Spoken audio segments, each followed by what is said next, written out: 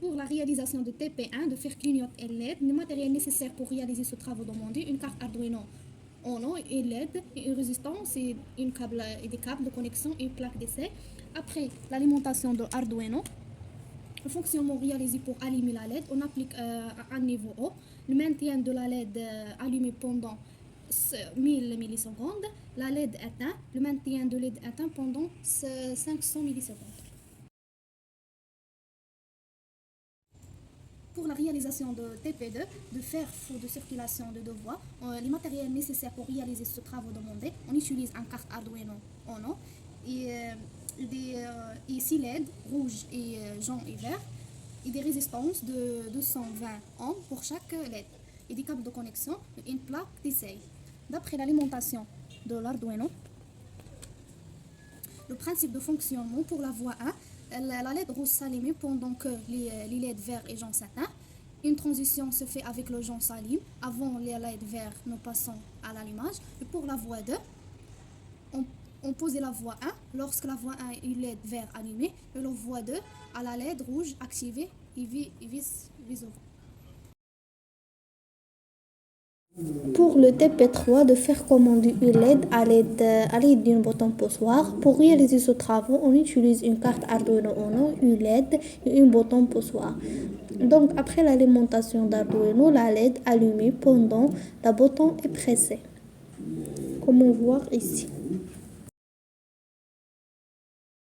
Pour le TP4, la réalisation d'un afficheur 7 segments standard, on utilise une carte Arduino Uno et un afficheur 7 segments et les résistances.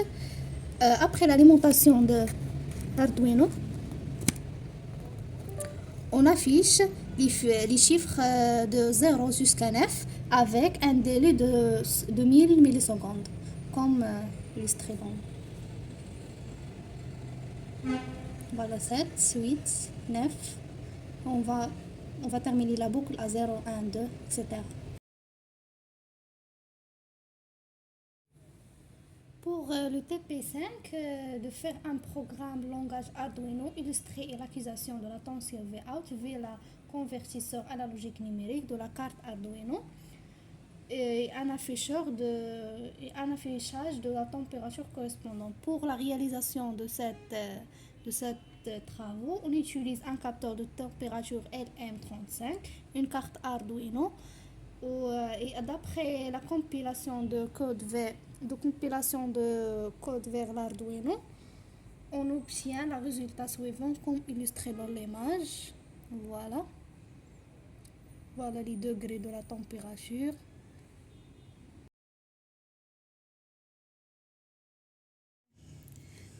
Pour la réalisation de TP6, de faire commander un moteur d'essai à l'aide d'une carte Arduino Uno. Pour la réalisation de ce travail, on utilise une carte Arduino Uno, un moteur d'essai et transistor de N et une diode AN401 et une résistance de 2200 ohms.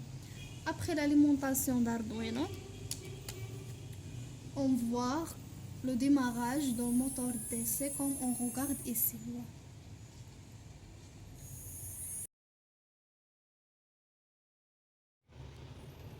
Pour le TP7, de faire commander un servomoteur à l'aide d'une résistance variable de 10 kΩ. Pour la réalisation de ce TP, on utilise une carte Arduino Uno, un potentiomètre et un servomoteur. Après l'alimentation d'Arduino, lorsqu'on tourne le potentiomètre, la tension varie et un servomoteur tourne dans le même sens de potentiomètre comme on voit ici. Voilà.